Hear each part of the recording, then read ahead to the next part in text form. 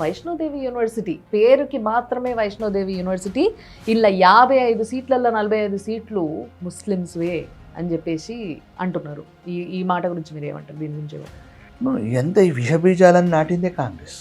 అల్ఫలా కావచ్చు, వైష్ణోదేవి కావచ్చు, ఇవన్నీ పర్మిషన్లు ఇచ్చింది, నిధులు ఇచ్చింది, నియామకాలు ఇచ్చింది, కోటాను ఇచ్చింది, అంతా కాంగ్రెస్ ప్రభుత్వమే. అడుగడుగున హిందూ వ్యతిరేకత.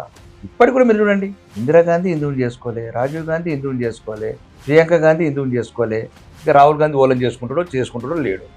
అసలు మా జాతి అంటేనే ఇష్టం లేదండి. మా జాతి అంటేనే ఇష్టం లేదు. కానీ ఇది ఎప్పుడు తెలాలి హిందువులకు అనేది మా బాధ.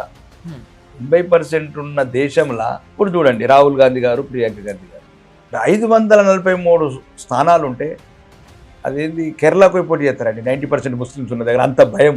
నేను అనేది ఏంటంటే వీళ్ళకు చెప్పాలంటే చరిత్ర చీకటిమయం. కాంగ్రెస్ నెహ్రూ బాబర్ సమాధి, ఆఫ్ఘనిస్తాన్ వెళ్ళి ఇందిరాగాంధీ బాబర్ సమితి, రాజీవ్ గాంధీ బాబర్ సమితి.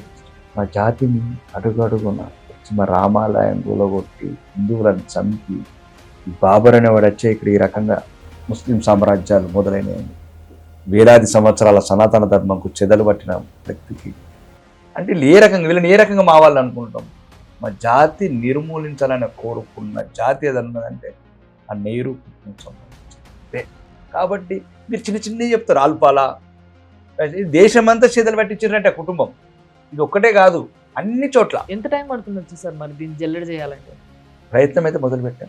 నమో గంగా లాగా ఎక్కడో ఒక చోట మొదలుపెట్టాము. నమో గంగా అయితే మొదలుపెట్టాము. వారణాసి దుర్గంధంతో ఉన్నాము. వారణాసిని ఏం చేశాము, సబర్మతి నదిని ఏం చేస్తాం. కానీ అన్ని ఒక్క రోజులు కావు.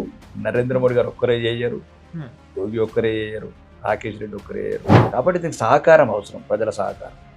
ప్రజల సహకారం అందిస్తున్నారు కాబట్టి చట్టాలన్నీ మార్చగలుగుతారు.